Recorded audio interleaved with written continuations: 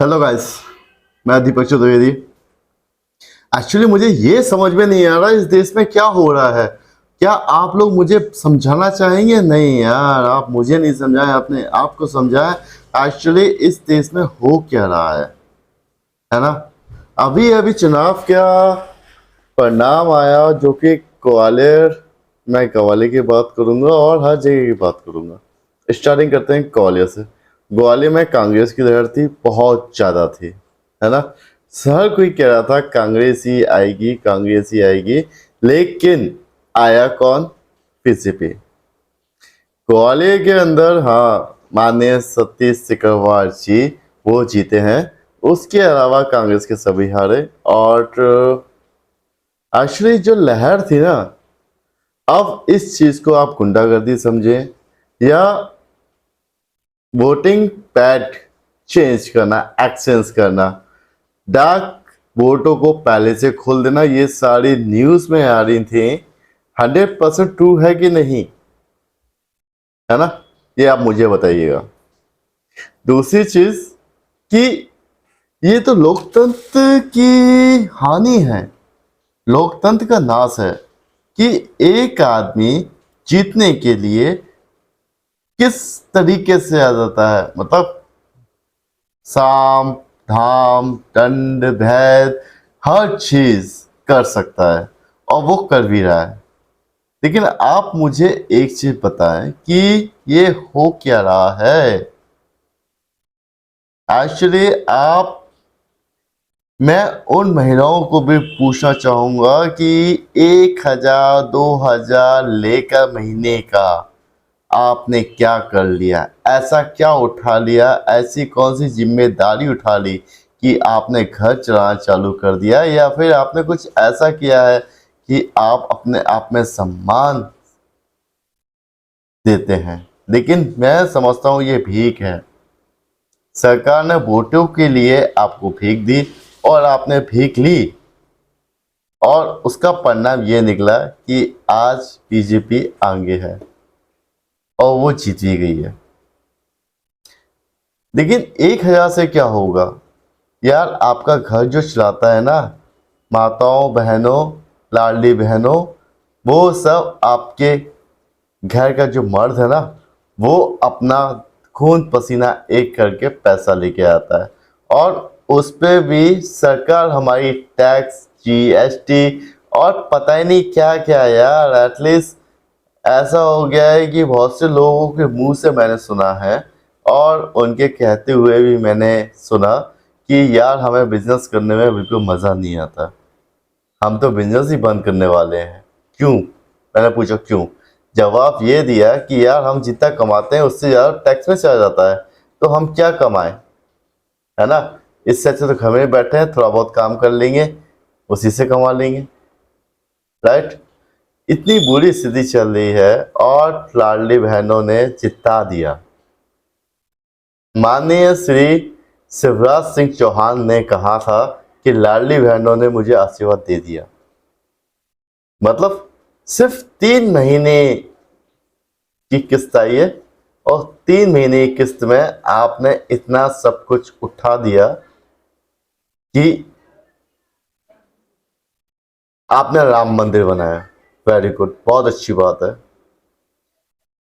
अब उसको भी लोग ये कहने लगे हैं कि मोदी जी के सरकार ने, मतलब बीजेपी की सरकार ने राम मंदिर बनाया, बल्कि राइट तो ये है कि कोर्ट का ऑर्डर आया, कोर्ट का फैसला आया और इसी टाइम पे आया, और उसके बाद ये बताया गया कि यहाँ इस जगह पे राम मंदिर बनेगा। ओके। दूसरी चीज, एक अंध भक्त ने कहा कि इतनी सारी ट्रेन दे दी, ये दे दिया, वो दे दिया, फलाना ठिकाना दे दिया, लेकिन यार ट्रेनों का रेट हाई करके स्पीड बढ़ा दी है और कुछ नहीं। अभी तक बुलेट ट्रेन तो मिली नहीं जो हमें स्टार सपना दिखाया था। अभी तक हमारे खातों में 15 लाख रुपए नहीं आए जो हमें सपना दिखाया था। ऐसे बहुत से सपने दिखाए हैं, ऐसी बहुत सी मन की बातें कही हैं कि जो चीज हमारे सामने नहीं आई है ना। एक दिन रात में आते हो, कहते हो लॉकडाउन चालू, चलो ये भी मान लेते हैं, ये सही होगा। कहीं हद तक, लेकिन आपने फर्स्ट वैक्सीन जो इंडिया में जो थी उसको आपने विदेश में भेज दिया है। हम लोग क्या मरने के लिए हैं जो आपने विदेश में भेज दिया? कमेंट्स करके बताइएगा, है ना, कि हम लोग क्या क्या हैं। इसके बाद अगर मैं कुछ और कहूँ, कुछ और क्या कहूँ यार, आपके सामने सारी चीज़ें हैं। अब एक अंधे भक्त ने कहा कि इतनी बड़ी रोड बना दी है, ये कर दिया है, वो कर दिया है। देखिए, मैं आप सबको बताना चाहूँगा, ये सपना अटल बिहारी वाजपेयी का था, है ना, और उन्होंने ये रोड में हरी झंडी दिखाई थी। उसके बाद जो भी आया उस काम को रोके बिना वो कर आगे बढ़ाता गया, क्योंकि ये मजबूरी थी कि हम वो काम अगर रोक देंगे तो जो देश कल्याण में सड़क काम कर रही है अगर उसको बंद कर दिया जाए तो बहुत बेकार होगा। इससे वो चीज़ बन नहीं गई, लेकिन उसकी जगह टोल प्लाजा खड़े कर दिए। टोल प्लाजा इसलिए खड़े किए कि रोड की जो लागत है वो हमारी निकल जाए, लेकिन अब इसके भी आगे चलता जा रहा है। इसका अब बहाना ये है कि ये जो मेंटेनेंस होगा रोड का उसका पैसा निकाला जाएगा, है ना, लेकिन ये कब थमेगा ये भी पता नहीं। फास्टैग की बात करें, पहले फास्टैग गाड़ियों में लगे, अब ये गाड़ियों में लगे, खर्चा भी हुआ फास्टैग माफ कीजिएगा, इतने सारे टोल प्लाजा बनाए गए, लेकिन माननीय श्री गडकरी जी का कहना है कि टोल प्लाजा सब हटा दिए जाएंगे, अब सिर्फ रोड पे एक कैमरा लगेगा। वो कैमरा आपकी वो कैमरा आपकी गाड़ी में लगे फास्टैग को कैच करेगा और वो पैसे काटेगा। मतलब हमने जो लगाया, हमने जो पैसा लगाया और हमने सब हमारी तो पैसा है, हमारे टैक्स का पैसा है, आप लोग ऐसे एक्सपेरिमेंट क्यों कर रहे हैं? आज की गाड़ियों की बात करते हैं, आज की महंगाई की बात करते हैं।